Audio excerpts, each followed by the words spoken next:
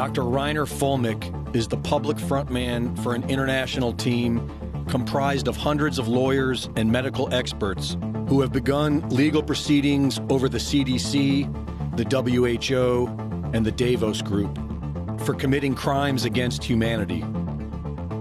The protocol for the PCR test given by the WHO and the CDC was knowingly set to a level that guaranteed 100% false positives or false negatives.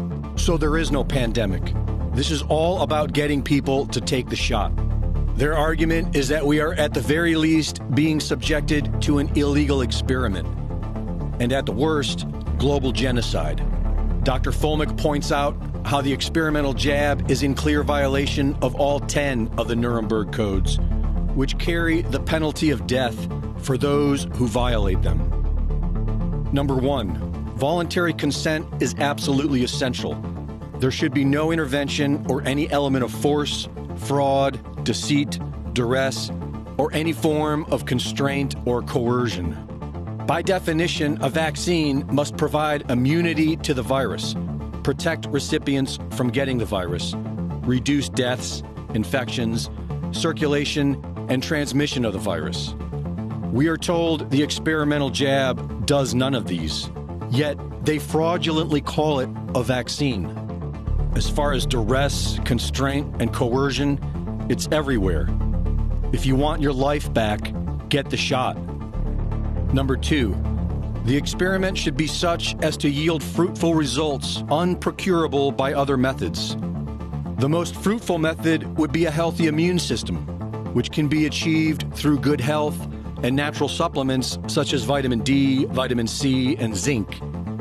But the people are not being told this. In fact, those who point it out are being vilified and silenced. Number 3, the experiment should be designed and based on the results of animal experimentation. This experimental jab skipped animal testing. Number 4, the experiment should be so conducted as to avoid all unnecessary physical and mental suffering and injury.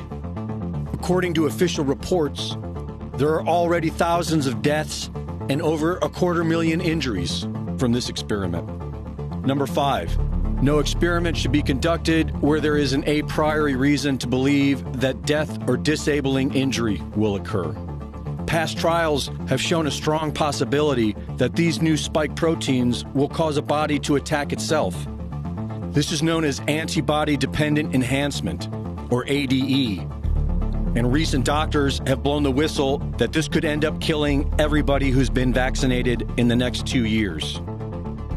Number 6, the risk should never exceed the benefit. COVID-19 has a 98 to 99% survival rate, less deadly than the seasonal flu. The experimental jab is already the most dangerous vaccine in VAERS' 30-year history. Number 7, proper preparations should be made and adequate facilities provided to protect the experimental subject against even remote possibilities of injury, disability, or death. There were no preparations made. There are no facilities. The subject shows up for their shot and goes home.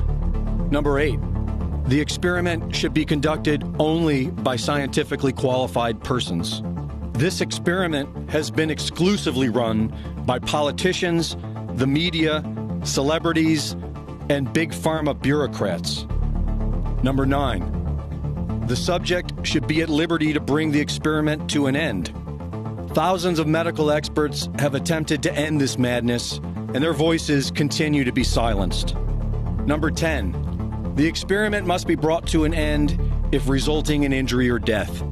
And yet, the experiment pushes on. Once again, those who violate these international laws are subject to the death penalty. Legal proceedings are moving forward and evidence is being collected. Whistleblowers are directed to contact the international team at www.securewhistleblower.com. This is likely the biggest crime ever committed against the world population. And the question is, do we still have a judicial system to exact justice? For Infowars.com, this is Greg Reese.